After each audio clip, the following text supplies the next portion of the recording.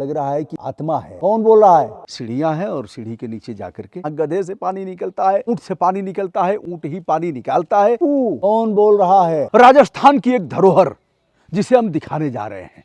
उस धरोहर को आप देखेंगे और कहेंगे ऐसा भी होता था क्या। एक बार बाहरी वातावरण हम आपको दिखा देते हैं। बबूल और खेजड़ी के वृक्ष हैं।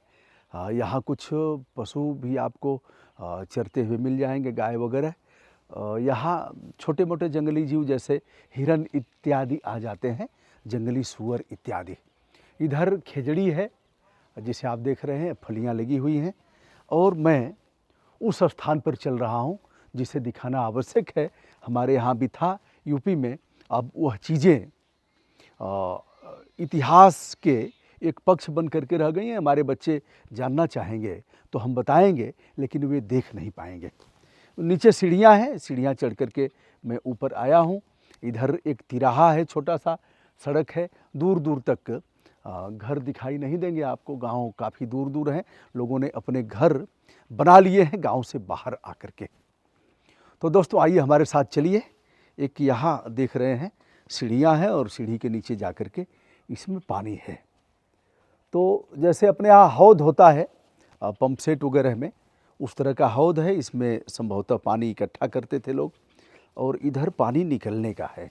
इस तरफ हमारे छायाकार आए और उधर से दिखाएं कि पानी ऐसे इसमें पानी भरता है और उधर जाता है या फिर स्टोर होता है।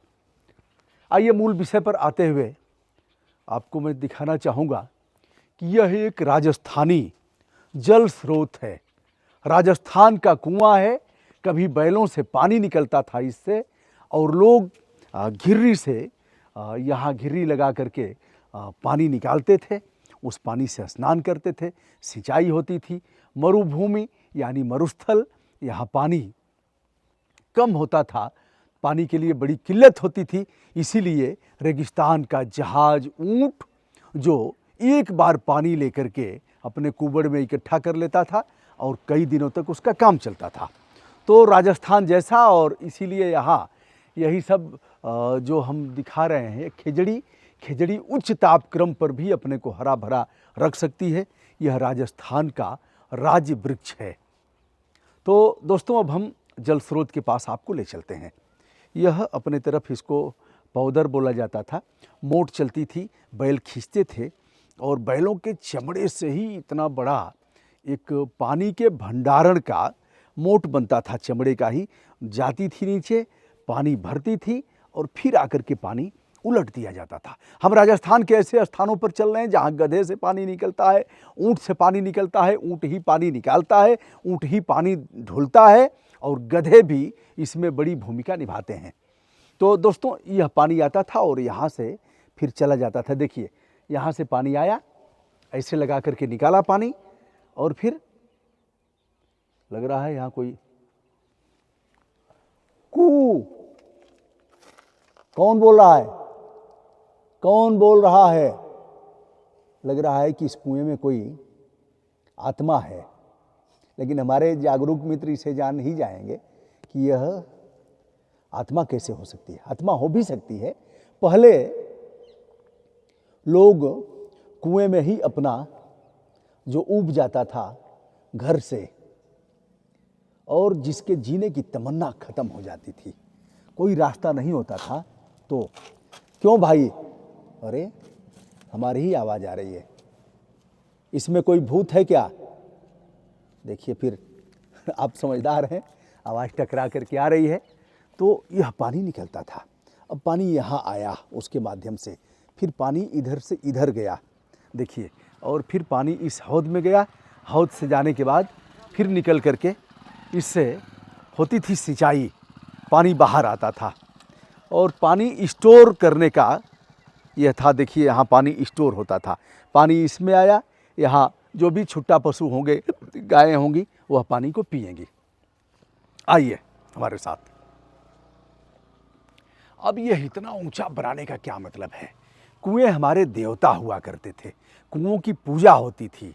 और जब बारात निकलती थी लड़के की, तो लड़के की माँ कुएं में पैर लटका करके बैठ जाती थी।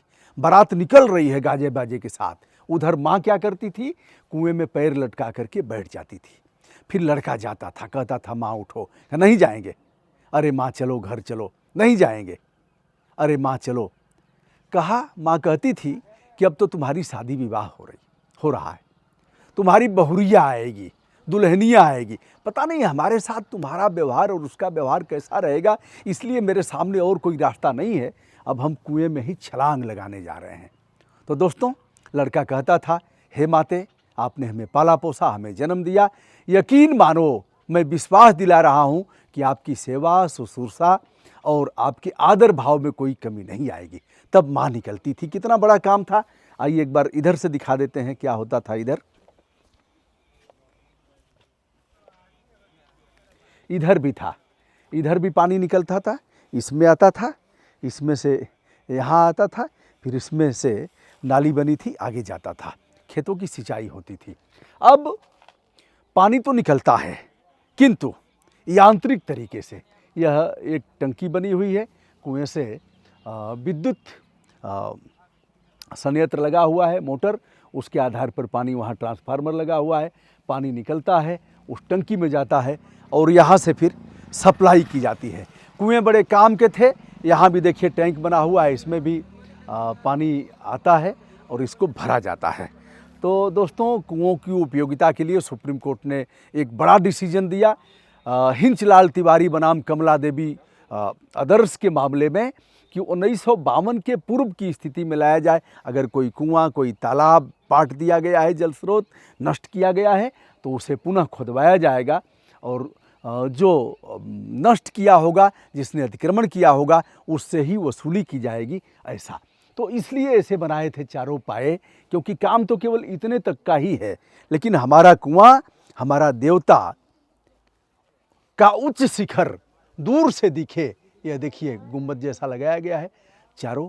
तो आपको कैसा लगा? क्या आपके गांव में अभी भी ऐसे कुएं हैं?